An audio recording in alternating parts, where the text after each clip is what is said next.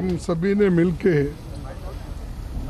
एक निर्णय लिया कि जो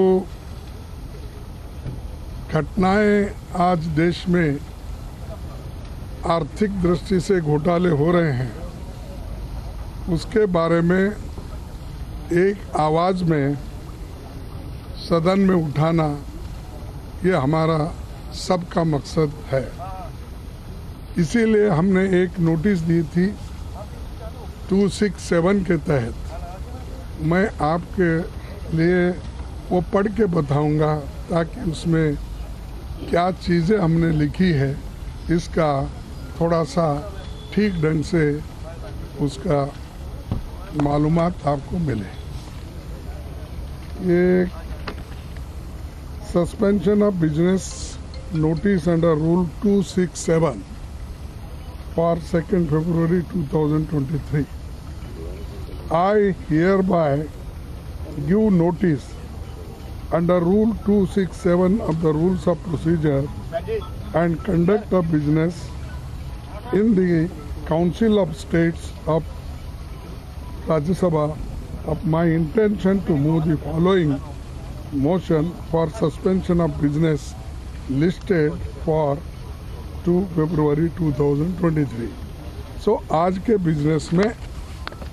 बिजनेस को सस्पेंड करके आप ये हमारी नोटिस को महत्व देना और चर्चा के लिए हमको परमिशन देना। और उसमें ये विषय हमने बताया कि that this house do suspend 0 hour and relevant rules relating to question hour and other businesses of the day to discuss the issue of investment by LIC, public sector banks and financial institutions in companies losing market value, endangering the hard-earned savings of crores of Indians।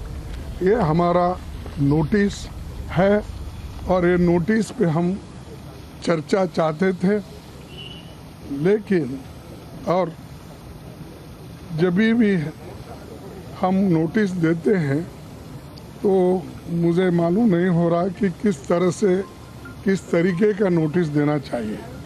हर वक्त हमारे notices reject होते हैं और महत्वपूर्ण जो विषय है, मुद्दे हैं, जब हम उठाते हैं तो उसको चर्चा का अवकाश नहीं मिलता, समय नहीं मिलता। इसीलिए हम सभी ने ये तय किया कि सदन में एक वॉइस में एक होकर जो आज करोड़ों लोगों का पैसा LIC में है, एक जिसको बहुत ही रेप्यूटेड इंस्टीट्यूशन है और सभी लोग करोड़ों लोग उसमें इन्वेस्टमेंट करते हैं, पॉलिसी लेते हैं, बच्चों के पढ़ाई के साथ और लाइफ इंश्योरेंस भी करवा लेते हैं। तो ऐसे करोड़ों लोगों से संबंधित इंस्टीट्यूशन का पैसा आज बर्बाद हो रहा है। और दूसरी तरफ जो बैंक है, SBI बैंक हो और दूसरे नेशनलाइज बैंक्स हो, उसमें भी गरीब लोग अपना पैसा रखते हैं और वो पैसा भी आज हर जगह डिस्ट्रीब्यूट किया जा रहा है, चंद कंपनियों को दिया जा रहा है। और उस कंपनी के बारे में इंटरनेशनली एक रिपोर्ट जो बाहर आई है, US की कंपनी, एक हिडनबर्ग जो रिसर्च इंस्टीट्यूट है, उसने बाहर निकाला है।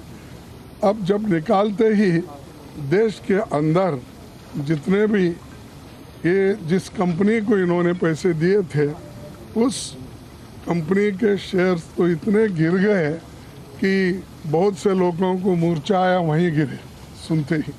ऐसी स्थिति देश का ये सरकार ने बना के रखा है।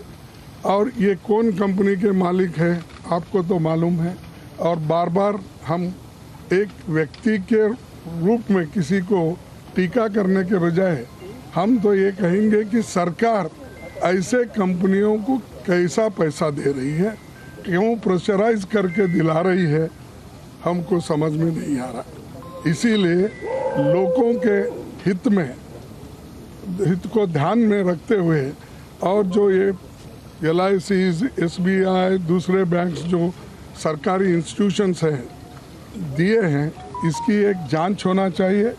इसके लिए हम इस चर्चा में डिमांड करना चाहते हैं, या तो जॉइंट पार्लियामेंट्री कमेटी हो या सुप्रीम कोर्ट के जो चीफ जस्टिस है उनके नेतृत्व में इसकी इंक्वायरी हो और डे टू डे रिपोर्ट भी जनता के सामने रखे, उसका प्रोग्रेस क्या है और किस ढंग से ये इंक्वायरी चल रही, इसका एक ट्रांसपेरेंसी उसमें आती है और लोगों को भी मालूम होता है कि उनके पैसा, उनका इन्वेस्टमेंट और उनके जो कमाई कहाँ गई, कहाँ तक रही, कहाँ तक बच गई, इसका भी उनको एक विश्वास मिलता है। नहीं तो सारे लोगों का, इस देश के जो भी जितने भी करोड़ों पॉलिसी होल्डर्स हैं या बैंक में डिपॉजिट रखने वाले, उनका विश्वास बैंकों पे से उड़ जाता है, LIC से उड़ जाता है। तो इसीलिए लोगों के हित में हम ये काम कर रहे हैं और हमारा डिमांड यही है, चर्चा कराओ। और हमारी मांग ये है कि या तो जॉइंट पार्लियामेंट्री कमेटी बनाओ और इसकी इंक्वायरी करो, या नहीं है तो सुप्रीम कोर्ट के चीफ जस्टिस के नेतृत्व में कमेटी बनाकर इसको इंक्वायरी कराइए और डे टू डे रिपोर्ट बाहर करते जाइए। यही हमारा डिमांड है, इसीलिए हम आपके पास आए हैं और सारे पार्टी के नेता लोग भी हमारे साथ हैं, वो भी एक एक मिनट अपनी बात रखेंगे। आप उनका भी ज़रा सन से, आपको तो सहनशीलता है, फिर भी मैं रिक्वेस्ट करता हूँ कि आप उनकी बात भी सुने। Thank you. Ram Gopal Yadav ji, Samajwadi party से।